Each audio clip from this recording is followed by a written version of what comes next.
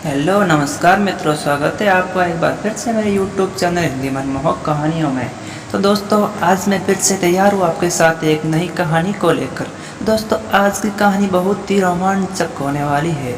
जुड़े रहिए कहानी के अंत तक। आज की कहानी का टाइटल जैसे कि आप देख ही रहे हैं, रोचक कहानी देवर भाभी की। तो दोस्तों, शुरू करते हैं बिना किसी बकचोदी किए रोचक। तो दोस्तों, एक समय की बात है। अजय की शादी एक अच्छी सी लड़की जिसका नाम नेहा था, यानी अजय की शादी नेहा से हुई थी। नेहा बहुत ही प्यारी, गोरी और सुंदर लड़की थी। अजय को नेहा से पहले से प्यार था और इसलिए उसने घरवालों को बता दिया था, क्योंकि अजय और नेहा एक ही स्कूल में पढ़ते थे। फिर 9th से क्लास से आप एक दूसरे से प्यार करते थे, इसलिए उनका प्यार धीरे धीरे बढ़ता गया। तो उन दोनों ने शादी करने का इरादा किया। फिर जब घरवालों से पूछताछ की, घरवालों से पता किया कि हमारे को दोनों को शादी करनी है, तब अजय के घरवाले तो मान गए, बट नेहा के घरवाले नहीं माने। फिर किसी न किसी तरीके से नेहा के घरवालों को मनाया गया। फिर ये दोनों की शादी हुई। लव मैरिज तो नहीं कर सकती, अरेंज मैरिज हुई। अरेंज मैरिज होने के बाद दोनों पढ़ाई करने के लिए किसी सिटी में शिफ्ट हो गए। सिटी में अब दोनों रूम लेकर रहते थे और अजय का छोटा भाई रोहन उनके साथ रहने लगा। क्योंकि रोहन छोटा था, परंतु वह भी बहुत ही प्यारा था, जैसा कि अजय। अजय इतना सुंदर नहीं था, बट अजय से सुंदर रोहन था, और रोहन से भी सुंदर अजय की पत्नी नेहा थी। देखते ही देखते 2-3 वर्ष गुजर गए और अजय की नौकरी लग गई। किसी न किसी गवर्नमेंट जॉब में अजय शिफ्ट हो गया, परंतु नेहा की नौकरी नहीं लगी। वो किसी प्राइवेट स्कूल में ही पढ़ाने लगी। देखते ही देखते 4-5 साल गुजरते गए, परंतु नेहा के कोई भी बच्चा नहीं हुआ था। एक दूसरे का इतना प्यार देखकर लोग भी सोचते थे कि 5 साल हो गए, अभी तक क्यों बच्चा क्यों नहीं हुआ। और नेहा भी खुद से मुकर जाती थी जब स्कूल में अपनी साथ वाले मैडमों के बच्चे देखकर। फिर कभी कभी वो अपने पति अजय से कहती भी थी कि हे पति देव, अपन दोनों के बच्चा नहीं है, ये क्या समस्या, इस समस्या का कुछ समाधान होना चाहिए। परंतु अजय इतना सीरियस नहीं लेता था। वो अपनी जॉब के लिए चला जाता था डेली डेली। एक बार उसका देवर यानी नेहा का देवर यानी अजय का छोटा भाई रोहन रोहन को अपनी भाभी से बहुत ही प्यार था। क्योंकि भाभी सुंदर ही इतनी बहुत थी, इसलिए प्यार तो होगा ही। रोहन तकरीबन 15 या 16 साल का ही लड़का था। वह भी अपने स्कूल में पढ़ाई करता था। वह लगभग 8th या 9th स्कूल में पढ़ाई करता था। वो वहीं पर पढ़ाई करता था जहाँ पर नेहा पढ़ाने जाती थी। एक बार क्या हुआ, उसकी यानी नेहा की एक बार की बात है, नेहा स्कूल से घर लौटी और उसके पति उस दिन घर ऑफिस से घर नहीं आए थे। ऑफिस में ज़्यादा काम होने के लिए वो वहीं पर रुक गए। और उस दिन बारिश भी हो रही थी और नेहा की तबीयत काफ़ी ख़राब थी, इसलिए नेहा का ख्याल उसके देवर रोहन रख रहे थे। रोहन बहुत ही छोटा था, परंतु नटखट भी था, क्योंकि उसके अंदर मन की अभिलाषा बहुत ही कुछ ऊँची थी। वह अपने मन की पूरी करना चाहता था। आज तो मौका देखकर रोहन ने ठान ही लिया था कि आज तो मैं मेरे मन की पूरी करके ही मानूंगा। क्योंकि उसकी भाभी नेहा की तबीयत बहुत ही ख़राब थी। उसने उसको रोटी करने के लिए कहा।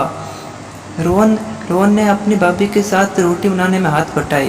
फिर दोनों ने रोटी खाई और फिर रोहन ने भाभी को सुला दिया और बोला कि मैं भाभी जी आपके लिए दवाई लाने जा रहा हूँ, आप आराम कीजिए। भाभी ने मना किया कि नहीं, दवाई की ज़रूरत नहीं है, मैं सुबह तक सही हो जाऊंगी।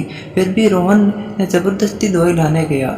जब शाम को दवाई लाने गया तब काफ़ी लेट हो चुका था, 10-11 बज चुके थे।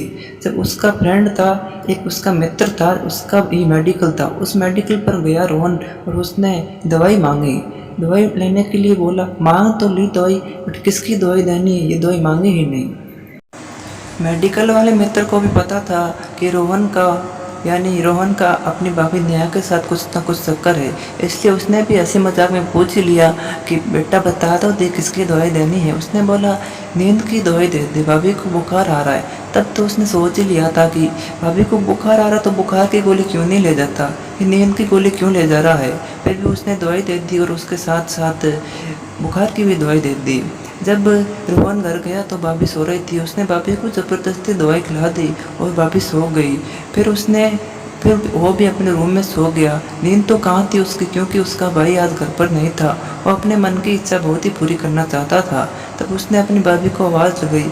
एक दो बार आवाज़ लगाकर परफेक्ट किया कि भाभी सो गई या जागती है। फिर भाभी सो गई तो अब वो भाभी के रूम में गया। उसके ऊपर हाथ वगैरह घुमाए तो पता चला कि भाभी सच में सो गई है, क्योंकि नींद की गोली लेने के बाद आपको पता ही है कि अच्छे वाली नींद आ जाती है और जगते भी नहीं है। फिर अपने मन की अभिलाषा पूरी करने के लिए वो धीरे धीरे भाभी के ऊपर चढ़ने लगा। उसने सारे कपड़े उतार दिए अपने और भाभी के। फिर उसने अपने मन की अभिलाषा पूरी कर दी और अच्छे से भाभी की ठुकाई की। ये भाभी को पता नहीं चला, क्योंकि भाभी तो बुखार में थी और ना ही उसको कुछ पता चला, क्योंकि वह नींद की गोली भी ली थी। रोहन ने अपने मन की अभिलाषा अच्छे से पूरी कर दी थी। फिर वह अपनी भाभी को कपड़े पहनाने लगा। तब उसने एक पत्र देखा जो भाभी के सिरहाने रखा हुआ था।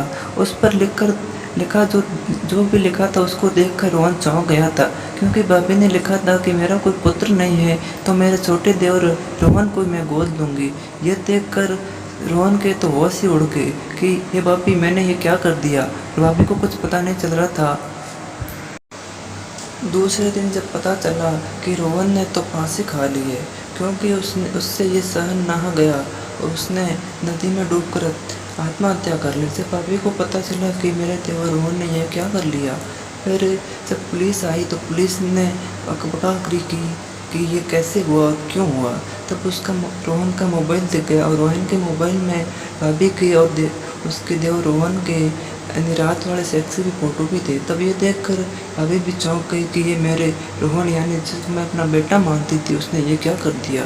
दूसरे दिन जब उसका पति अरुण घर आया तो उसने भी ये सब देखकर चौंक गया और ये ऐसी हालत देखकर उसकी पत्नी नेहा ने भी आत्महत्या कर ली।